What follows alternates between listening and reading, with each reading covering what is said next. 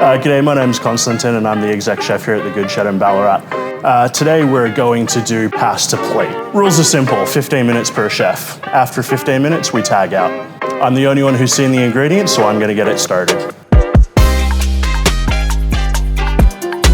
All right, today's mystery box. We got some beautiful frozen peas, some beetroots, some marmalade from Kraft, some pineapple, whole little beetroots, some pork fillet, assorted herbs, micro herbs, and just some regular staples. All right, 15 minutes, here we go. Looking at these ingredients here, I'm thinking something light, summery, earthy, pork, beetroot, pineapple, maybe some potatoes as a side. Boys will think I will probably go simple. He's very, very creative. I'm not gonna go simple. I'm gonna go a little bit complicated.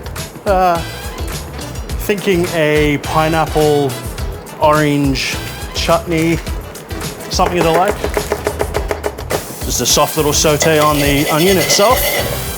What we might do is add some pineapple in nice and early. Let's get it caramelizing down. All right, so I think it'll be pretty obvious that I'm going with that beetroot, pineapple, pork kind of combination. Go with some beetroots. Hopefully they'll get a bit of an idea that I want them to use the beetroot stem. In with the pork. And we'll just let that sit there and do its thing. All right, so the interesting thing about this challenge is I can start off with one idea in my head. These boys could come in, have a look at it and be like, nah, let's go a completely opposite way with this. So what I might do is add a little bit of the Kraft orange marmalade. Oi, get out of here. Just starting to get quite glossy and thick. Grab some little baby beetroots out. Hopefully they get a bit more of an idea. This is going quite well, actually. Hello, have fun. All right, let's just see what he's got going on here. I see he's got some beautiful pickle. Looks like he's set something up for me to maybe continue. Who knows? We might not do that, but we'll see. We might got a caramel jam of some sort on the stove, which looks quite nice. It's nearly done actually. So I'm just going to get some potatoes on real quick. Just going to boil those up. Maybe try and get a little side going. Me and Konstantin have probably known each other for 3 or 4 years now throughout competition. We sort of know how each other works and what's each other's strengths and bits and pieces.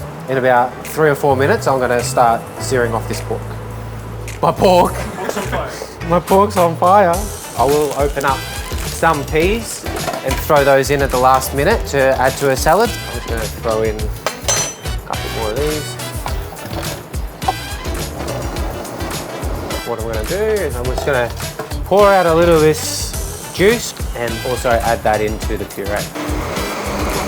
Right now I'm just doing things and then hopefully by the end of it someone else can actually recreate a dish. You just have to figure out where I've left it. So all I say is good luck and there you go. I'd say my strengths are trying to think things real fast, getting it going. My weaknesses are probably the time management, not having experienced something like this before. Now, what have we got? See, we've got some nice sear going on this pork. We've got I think a pickle and a little sort of beetroot puree going on. I'm probably going to need to give that at least 5 to 6 minutes in the oven. A full 6 minutes of rest if we have time. I mean, working with Konny, I'm hoping I've picked up his cooking style and I know what he would want from the end dish. Now, I'm just going to give that pork probably, how long have we got? That's the real question. And I give it 5 minutes in the oven and hopefully rest it till the last minute. Beautiful. I better start running. Now we'll just let that rest out. I think I'll start getting my plates. Almost there. 2 minutes. I'm just going to take that bone off just so we get some nicer pieces for the plate. I'm definitely going to run out of time. Just going to kind of lay everything out nicely, try and get some gaps filled in. A little bit of that crispy pancreatido I did before. Just going to do these final bits of saltbush and some sorrel. And we got one plate. The pressure of it, eh?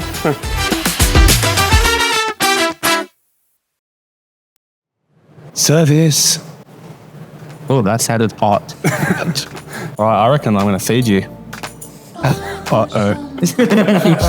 Open wide.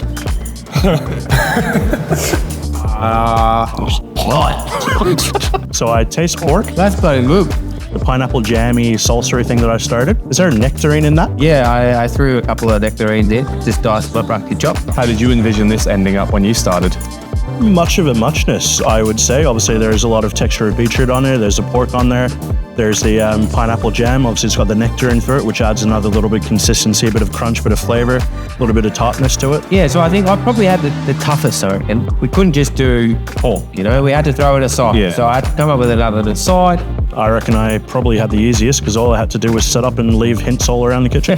We were to slow cook beetroots for an hour and a half and salt bake them. In something like this, we couldn't have used it. Yeah, So just this versatility of being able to have those baked beetroots ready. it's a good little consistent product, which for this dish and this little challenge, it was great to have pre-cooked beetroots ready to go. It was great to have tinned pineapples. You didn't have to waste time breaking it down.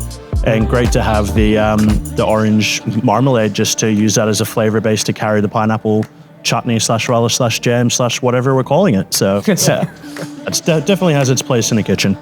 I definitely put it on the menu as a little canapé. That's a lot of bloody work for a canapé. Canapé, right there, look, all in one. Yeah, single bite. It's 2 bites. And I probably should have started that 2 minutes earlier plating up. This is our pasta plate. Now on to you.